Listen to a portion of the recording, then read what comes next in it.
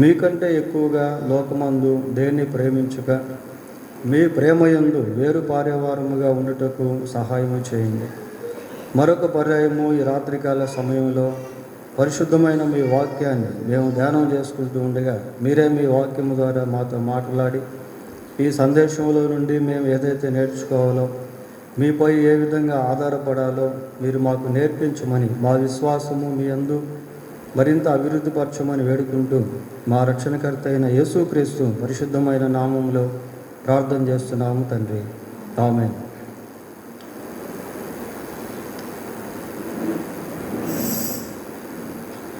లేదా బైబిల్ గ్రంథంలో ఉండి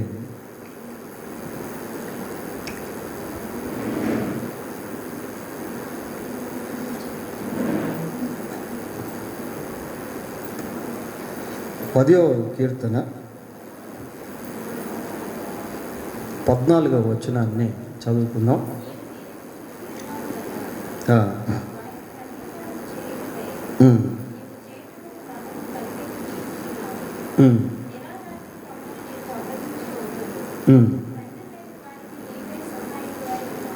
చాలు పిల్లరా, 10వ కీర్తన 14వ వచనాన్ని మనం చదువుకున్నాం. దీంట్లో నిరాధారులు తమ్మును నీకు అప్పగించుకొందురు, తండ్రి లేని వారికి నీవే సహాయుడవై ఉన్నావు. చాలా శ్రేష్టమైనటువంటి వాక్య భాగాన్ని ఇక్కడ మనము గమనిస్తూ ఉన్నాం. నిరాధారులు తమ్మును నీకు అప్పగించుకొందురు. నిరాధారులు అని అంటే ఏ ఆధారము లేనటువంటి వారు. ఈ రోజుల్లో సహితం ప్రపంచంలో ఇటువంటి పరిస్థితుల్లో చాలామంది జీవిస్తూ ఉన్నారు ప్రియులారా. ఇటువంటి వారికి నిజమైనటువంటి దేవుడు అర్థమైతే వారు కూడా ఆయన పైన ఆధారపడతారు. మనుషులు దేవునిపై ఆధారపడినప్పుడు దేవుని యొక్క నమ్మకత్వాన్ని అనుభవిస్తారు. దేవుడు ఎలాంటి వాడు అని అంటే, ఆయన సహాయం కొరకు ఎవరైతే ఆయన దగ్గరికి వస్తారో వారికి తప్పకుండా సహాయం చేస్తాడు. బైబిల్లో మనం గమనించినప్పుడు ఎంతోమంది నిరాధారమైనటువంటి స్థితిలో ఉన్నప్పుడు దేవుణ్ణి ఆనుకున్నారు, దేవునిపై ఆధారపడ్డారు. అలా ఆధారపడినప్పుడు ప్రభువు ఏ విధంగా వారికి సహాయం చేశాడో అనే విషయాలు బైబిల్లో మనం చూడవచ్చు పిల్లరా. కొన్ని మాత్రం మనం జ్ఞాపకం చేసుకుందాం. మొదటిగా 3వ కీర్తన 5వ వచనం ఒకసారి చదవండి. యెహోవా నాకు ఆధారము కావున నేను పండుకొని నిద్రపోయి మేలుకొందును. 10,000 మంది దండెత్తి నా మీదకు వచ్చి మోహరించినను నేను భయపడను. దావీదు రాసినటువంటి కీర్తన ఇది. దావీదుని గురించి మనం ఆలోచన చేసినప్పుడు దావీదు సింహపు గుండె కలిగినటువంటి వాడు అని బైబిల్లో చెప్పబడింది. గొల్లియాతును ఎటువంటి ఆయుధాలు లేకుండా ఒడిసెలతో రాళ్ళు విసిరి కొట్టి చంపినటువంటి వ్యక్తి దావీదు.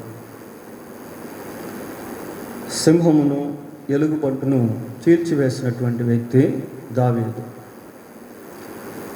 ఎన్నో యుద్ధాలు చేశాడు, ఎంతోమంది శత్రువులను హతమార్చాడు. యుద్ధంలో నైపుణ్యత కలిగినటువంటి వ్యక్తి దావీదు ప్రియులారా. అయితే ఒకానొక సమయంలో దావీదు పైకి తన కుమారుడైనటువంటి అబ్షాలోము శత్రువుగా మారి దావీదునే హతమార్చాలనే ప్రయత్నం చేశాడు. ఆ సమయంలో దావీదు ఈ కీర్తన రాశాడు. చూడండి ఒకసారి హెడ్లైన్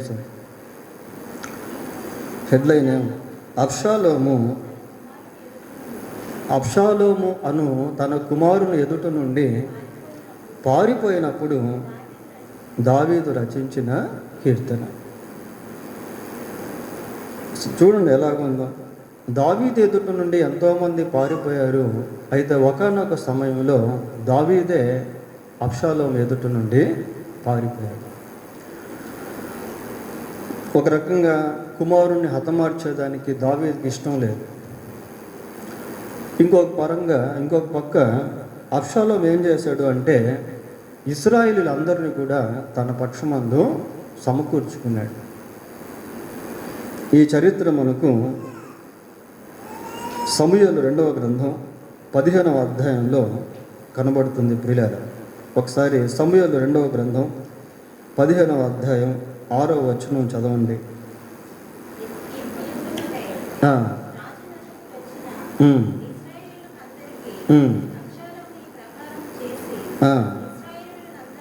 ఇశ్రాయేలీయులు అందరినీ తన తట్టు తిప్పుకొనెను. 13వ వచనం. ఇశ్రాయేలీయులు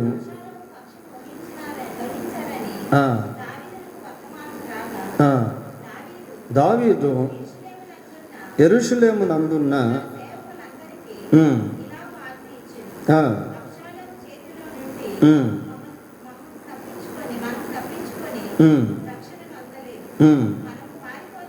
మనము పారిపోదుము రండని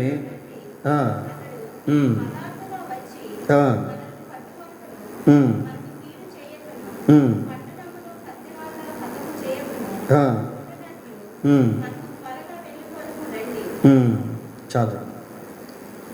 ఈ విధంగా దావీదు అబ్షాలోము నుండి పారిపోయాడు పిల్లలు. బహుశా తన కుమారుణ్ణి చంపేదానికి ఇష్టం లేక అలాగ చేశాడో లేదా నిజంగా భయపడి పారిపోయాడో మనకైతే పూర్తిగా తెలియదు. కానీ మొత్తం మీద అక్కడి నుండి పారిపోయిన తర్వాత దావీదు కీర్తన రాస్తూ ఆ కీర్తనలో ఏమంటున్నాడు అంటే యెహోవా నాకు ఆధారము అన్నాడు.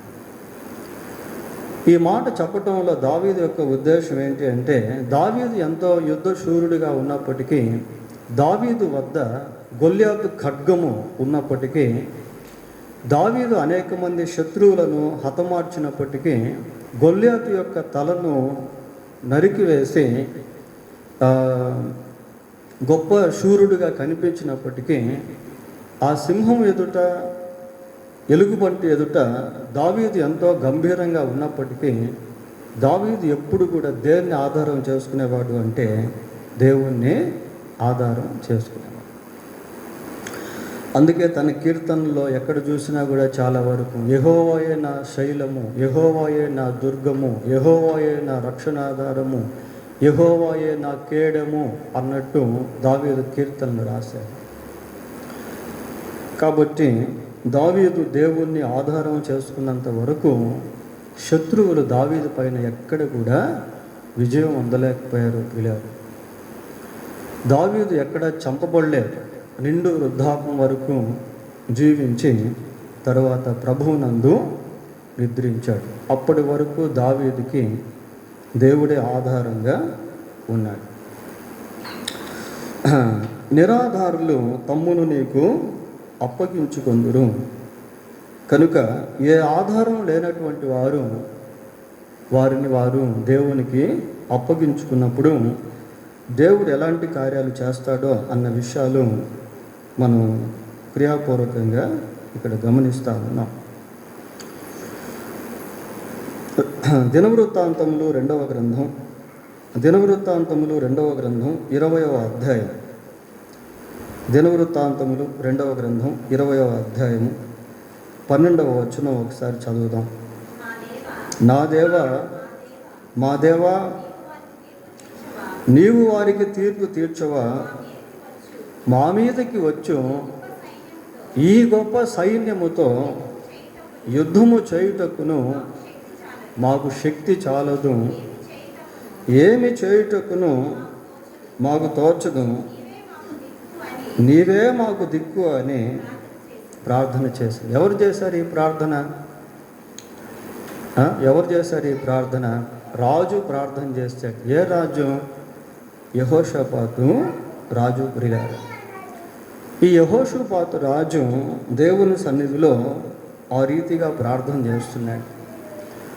మరి రాజు దగ్గర సైన్యం లేరా, యుద్ధాయుధాలు లేవా అని అంటే సైన్యం చాలామంది ఉన్నారు, యుద్ధాయుధాలు చాలా ఉన్నాయి. అయితే శత్రువులు రాజు మీదకి యుద్ధానికి వస్తున్నటువంటి సమయంలో ముక్కుముడిగా వచ్చారు. ఏమండి, నలుపక్కల శత్రువులు వచ్చారనుకోండి, ఏమీ చేయలేనటువంటి పరిస్థితి.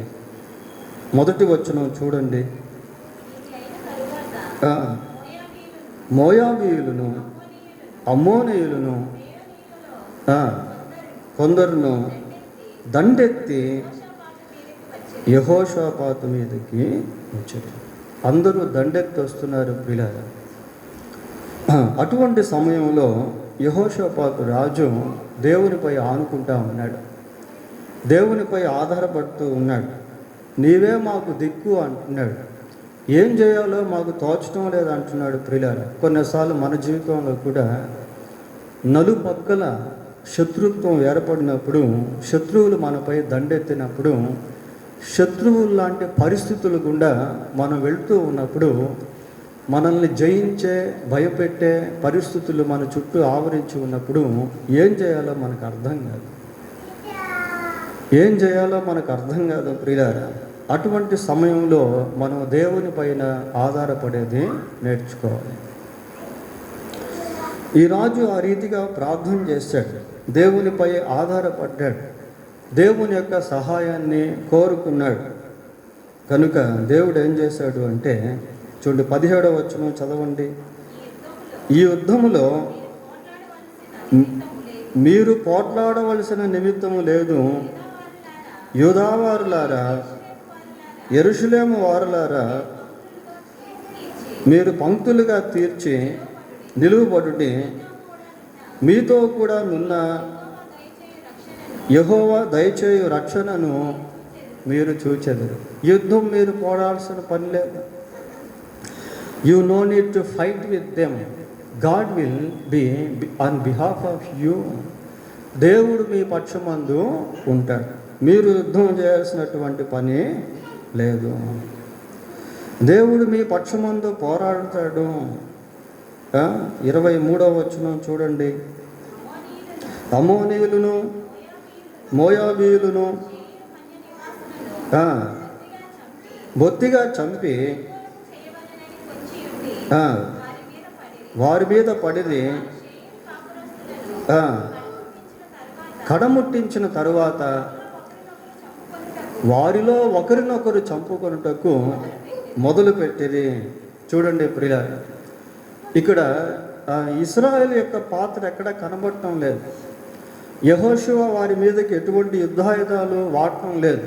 వాళ్ళల్లో వాళ్ళే ఒకరినొకరు చంపుకోవడం మొదలుపెట్టారు. ఎంతవరకు చంపుకున్నారు అంటే చదవడం.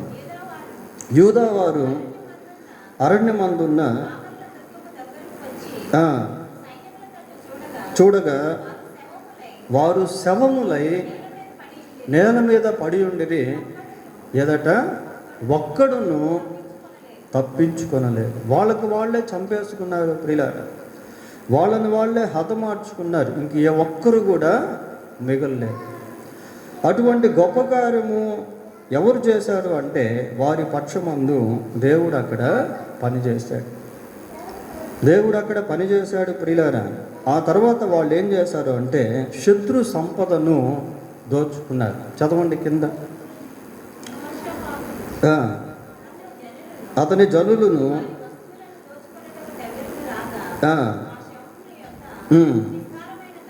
విస్తారమైన ధనమును, ప్రశస్తమైన నగులను కనబడెను.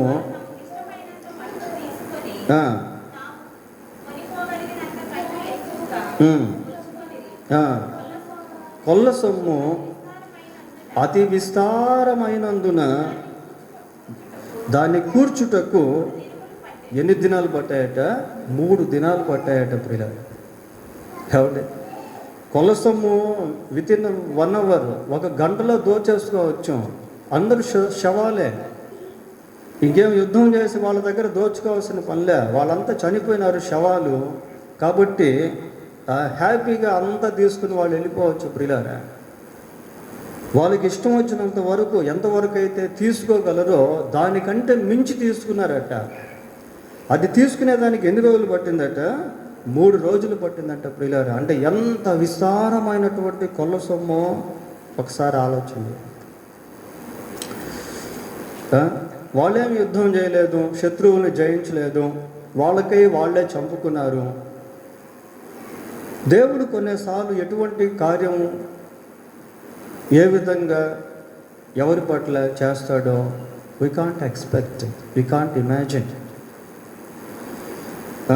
రాజుల మొదటి గ్రంథం 17వ అధ్యాయం 14వ వచనం చూడండి ఒకసారి. భూమి మీద యెహోవా వర్షం కురిపించే వరకు ఆ తొట్టిలో ఉన్న పిండి తక్కువ కాదు, బుడ్డిలో ఉన్న నూనె అయిపోదని. ఆ ప్రకారమే జరిగింది ప్రియులారా. ఏ విధంగా దేవుడు కార్యం చేస్తాడో తెలియదు. ఆ తొట్టిలో ఉన్నటువంటి పిండి అయిపోవటం లేదు, ఆ బుడ్డిలో ఉన్నటువంటి నూనె అయిపోవటం. అలాగని వారు తినకుండా పస్తున్నారా? లేదు, రోజు తింటానే ఉన్నారు. చుట్టుపక్కలంతా కరువు, చుట్టుపక్కలంతా కూడా మరణాలు, చుట్టుపక్కలంతా కూడా క్షోభము. అయితే ఇక్కడ మాత్రం సమృద్ధి ఉంది. ఎంతవరకు సమృద్ధి అంటే బస్తాలు పిండి లేదు ప్రియులారా, డబ్బాలు నూనె లేదు. ఉన్నది ఒకే బుడ్డి, ఆ బుడ్డిలో నూనె ఉంది. ఉన్నది కొంచెం పిండి, తీస్తూ ఉంటే వస్తాను. ఎంత గొప్ప అద్భుతం, ఎంత గొప్ప ఆశ్చర్యము ప్రియులారా. They depended on God, they depended on God's voice, they depended on God's saying, they depended on God's commandment. దేవుని యొక్క ఆజ్ఞ పైన లేక దేవుని యొక్క మాట పైన ఎవరైతే ఆనుకుంటారో, ఆధారపడతారో అక్కడ దేవుడు కార్యం చేస్తాడు. విధవరాలు ప్రియులారా, కొంచెం పిండి ఉంది, కొంచెం నూనె ఉంది. ఆ రోజు వరకే వారికి ఆహారం. ఆ తర్వాత కరువులో వాళ్ళు కూడా చనిపోక తప్పదు. But God expanded their lifetime. God extended their lifetime when they obey to God. దేవుని మాటకు వారు విధేయత చూపించినప్పుడు దేవుడు వారి యొక్క ఆయుష్ను పొడిగించాడు. దేవుడు వారిని కాపాడుతూ వచ్చాడు. కొన్నిసార్లు మన జీవితంలో కూడా ఏమీ లేనటువంటి సమయంలో, ఏది అర్థం కానటువంటి సమయంలో, డబ్బులు లేనటువంటి సమయంలో, ఆరోగ్యం లేనటువంటి సమయంలో, చూపించుకునేదానికి అవకాశం లేనటువంటి సమయంలో, when we depend on God, మనం దేవుని పైన ఆధారపడినప్పుడు లేక దేవుణ్ణి ఆధారంగా చేసుకున్నప్పుడు దేవుడు తప్పకుండా సహాయము చేస్తాడు ప్రియులారా. ఇంకొక ఇన్సిడెంట్ కూడా మనం చూద్దాం. మత్తయి రాసిన సువార్త 15వ అధ్యాయం 21వ వచనం.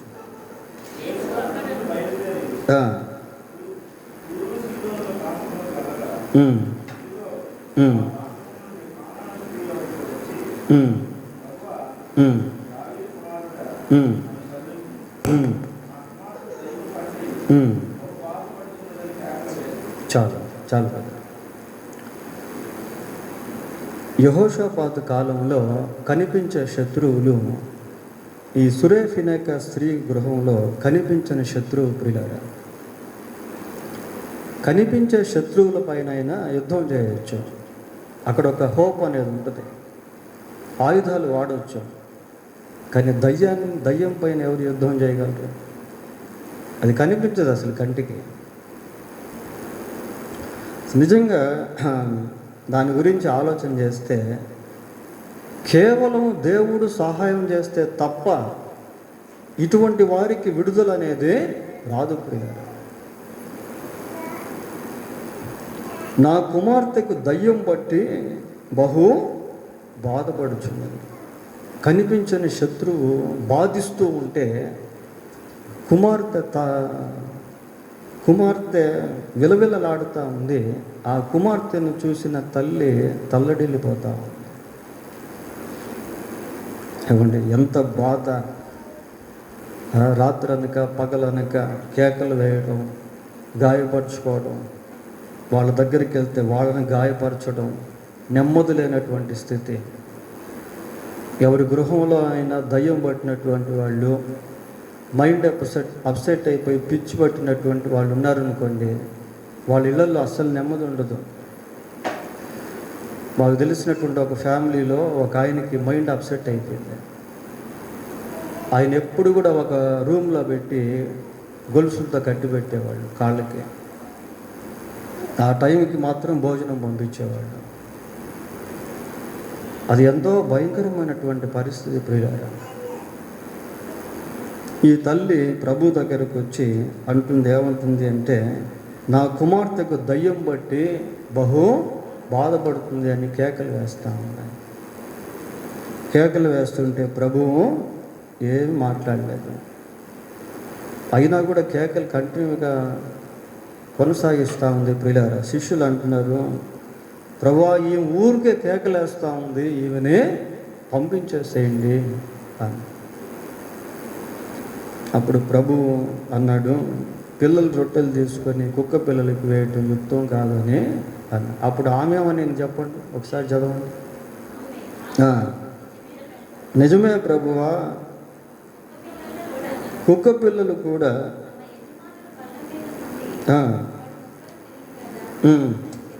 అని చెప్పాను ప్రియులారా.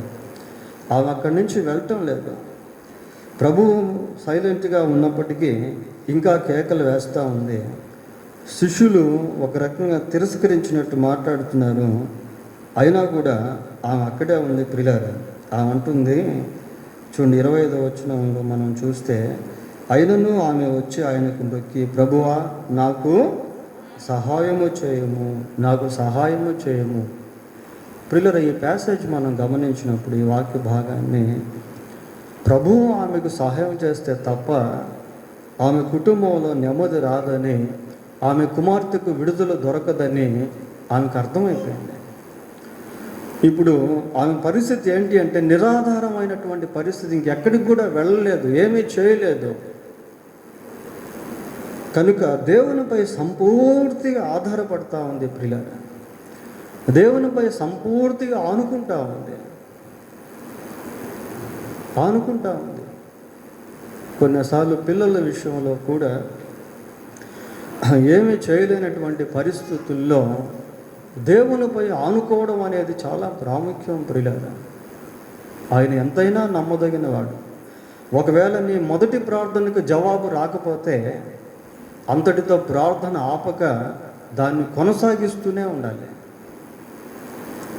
2వ ప్రార్థన, 3వ ప్రార్థన, 4వ ప్రార్థన, వారు విసుగుక నిత్యము ప్రార్థన చేయవలెనని. పోవటం లేదు అక్కడి నుంచే. ఎందుకు అంటే, ఇంకా ఈ ప్రభువు తప్ప మీకు ఆధారం లేదు ప్రియులారా. కనిపించని శత్రువు అదే, దురాత్మ అదే. ఎప్పుడైతే ఈ తల్లి సంపూర్తిగా దేవునిపై ఆధారపడిందో, ఆనుకుందో, ప్రభు కార్యం చేశాడు ప్రియులారా. ప్రభు ఎలాంటి వాడు అంటే, he knows our agony, our pain, our tears.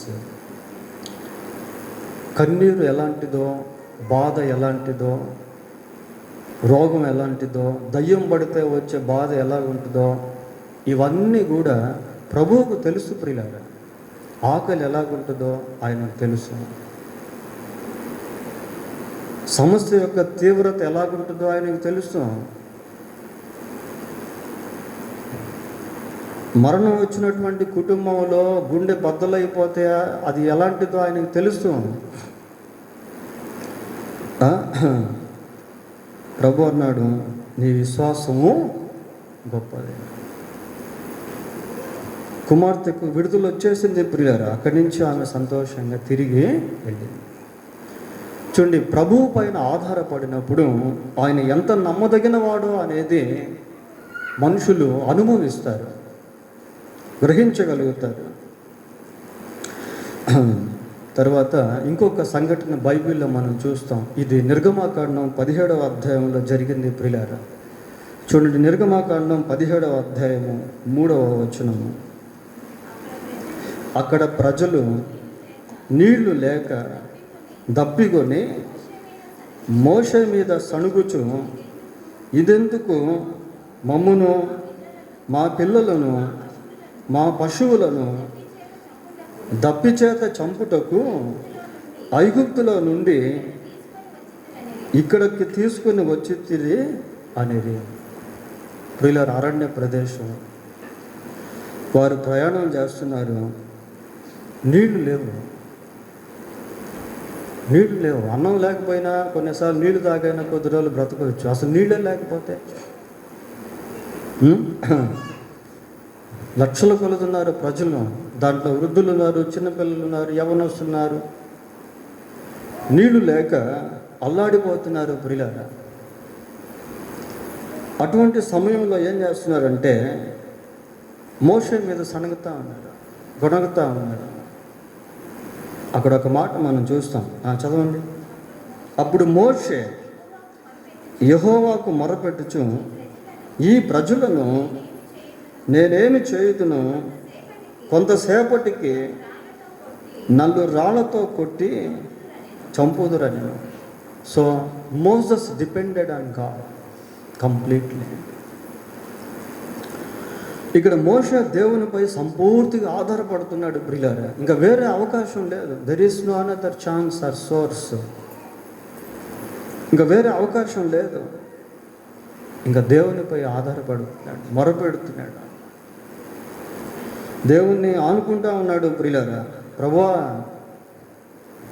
ఇలాగే ఉంటే కొద్దిసేపటికి వీళ్ళు నన్ను రాళ్లతో కొట్టి చంపేస్తారు అని ప్రార్థన చేస్తుంటే దేవుడు అన్నాడు, ప్రభు అంటున్నాడు ప్రియులారా, చదవండి 5వ వచనం. అందుకు యెహోవా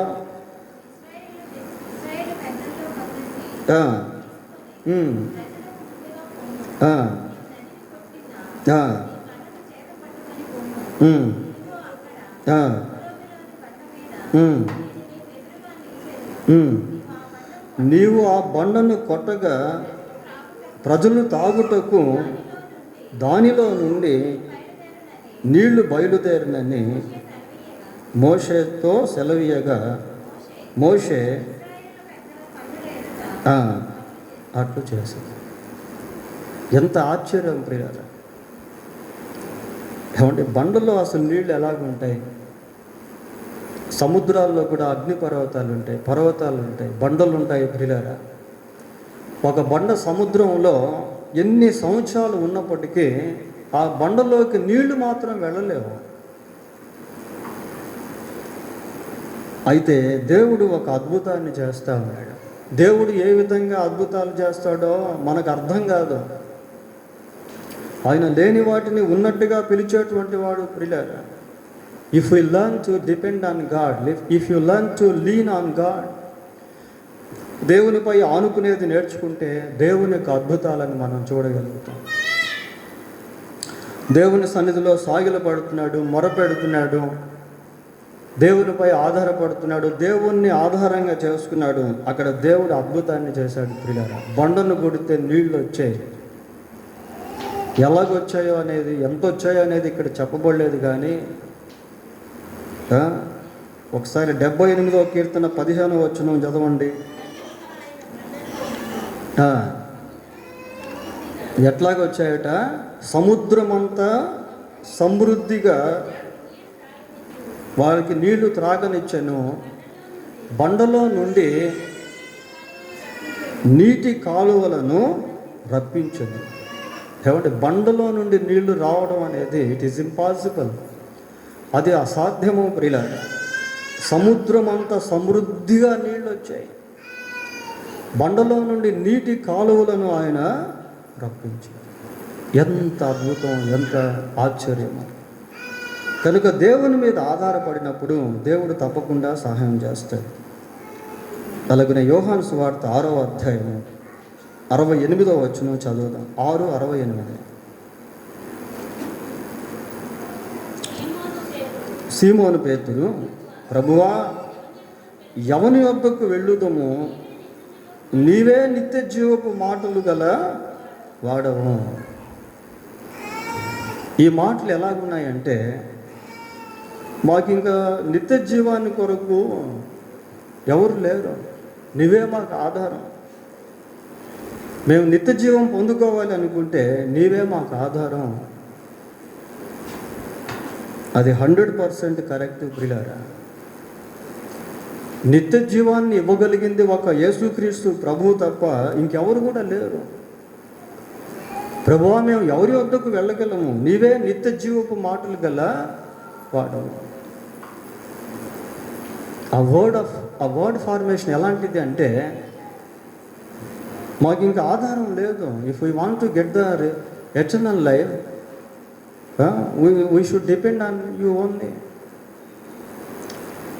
మాకు నిత్య జీవం కావాలంటే నీ పైన మేము ఆధారపడాలి. అపోస్తుల కార్యములు 4వ అధ్యాయం 12వ వచనం ఒకసారి చూడండి. 4:12. మరి ఎవని వలనను రక్షణ కలుగదు, ఈ నామముననే మనము రక్షణ పొందవలను కానీ ఆకాశము క్రింద మనుషులలో ఇవ్వబడిన మరి ఏ నామమున రక్షణ పొందలేము. ఈ నామములోనే రక్షణ, ఈ నామములోనే నిత్య జీవం. నేనే మార్గమును, సత్యమును, జీవమును. ప్రియులారా, నిరాధారులు తమ్ము నీకు అప్పగించుకుందరు. మానవుని జీవితంలో నిత్య జీవం పొందాలి అంటే ఖచ్చితంగా యేసుక్రీస్తు దగ్గరికి రావాల్సిందే. యేసుక్రీస్తే మనుషులందరి పాపముల కొరకు సిలువలో అమూల్యమైన తన రక్తాన్ని చిందించి మరణించిన ఏకైక దేవుడు. సమాధి చేయబడి సజీవుడై 3వ రోజు తిరిగి లేచిన ఒకే ఒక రక్షకుడు. ఆయనందు ఎవరైతే విశ్వాసం ఉంచుతారో వారికి నిత్య జీవం అనేది ఇవ్వబడుతుంది. అద్వితీయ దేవుడు తండ్రి, అద్వితీయ దేవుడు అయిన నిన్నును, నీవు పంపిన యేసుక్రీస్తును ఎరుగుటయే నిత్య జీవం. దేవుడు లోకమును ఎంతో ప్రేమించింది కాగా తన అద్వితీయ కుమారుని యందు విశ్వాసం నుంచి ప్రతివాడు నశింపక నిత్య జీవం పొందినట్లు ఆయనను అనుగ్రహించాడు. చివరిగా మనం చదువుకున్న మూలవాక్యంలో ఇంకొక మాట మనం చూస్తాం పిల్లరా. ఏమంటాడంటే, తండ్రి లేని వారికి నీవే సహాయుడవై ఉన్నావు. తండ్రి లేని వారికి, ఫాదర్లెస్. ఎంతోమంది తండ్రి లేని వాళ్ళు ఉన్నారు, భర్తలు లేని స్త్రీలు ఉన్నారు ప్రియులారా. అటువంటి వారికి దేవుడే సహాయకుడు, దేవుడే కృప చూపిస్తాడు.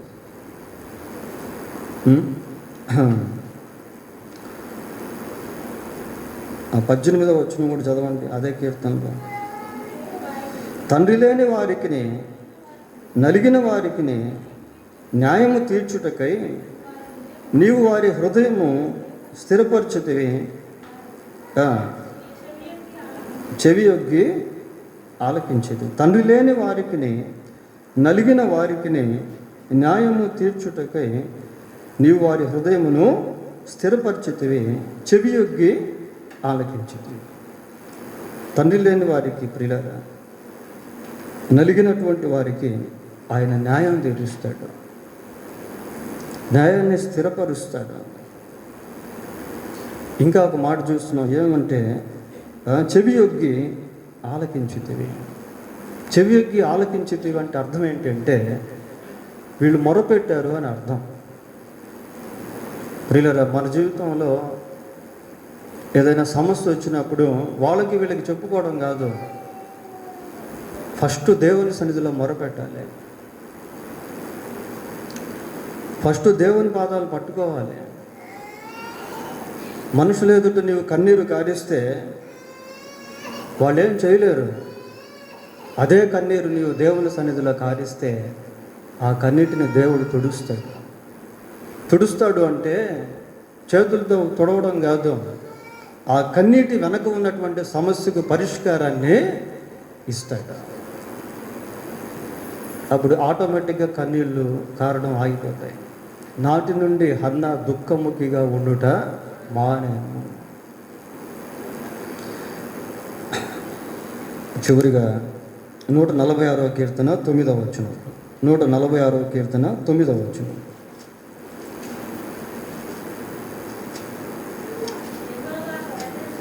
యెహోవా పరదేశులను కాపాడువాడు, ఆయన తండ్రి లేని వారికి విధవరాళ్లను ఆదరించు.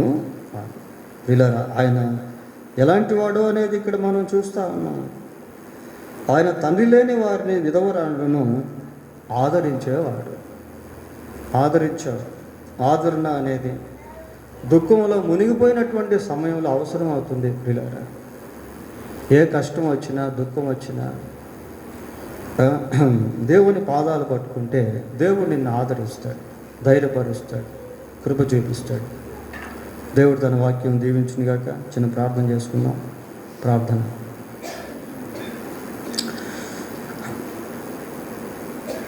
పరిశుద్ధులైన మా దేవ, మీకు వందనాలు, స్తోత్రాలు చెల్లిస్తూ ఉన్నాం.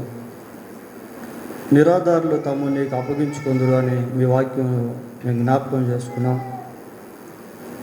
నాయన, అనేకులు మీపై ఆధారపడినప్పుడు మీ యొక్క నమ్మకత్వాన్ని వాళ్ళు అనుభవించారు. నాయన, మా జీవితంలో మేము కూడా ఈ రీతిగా ఆధారపడుటకు సహాయం చేయండి.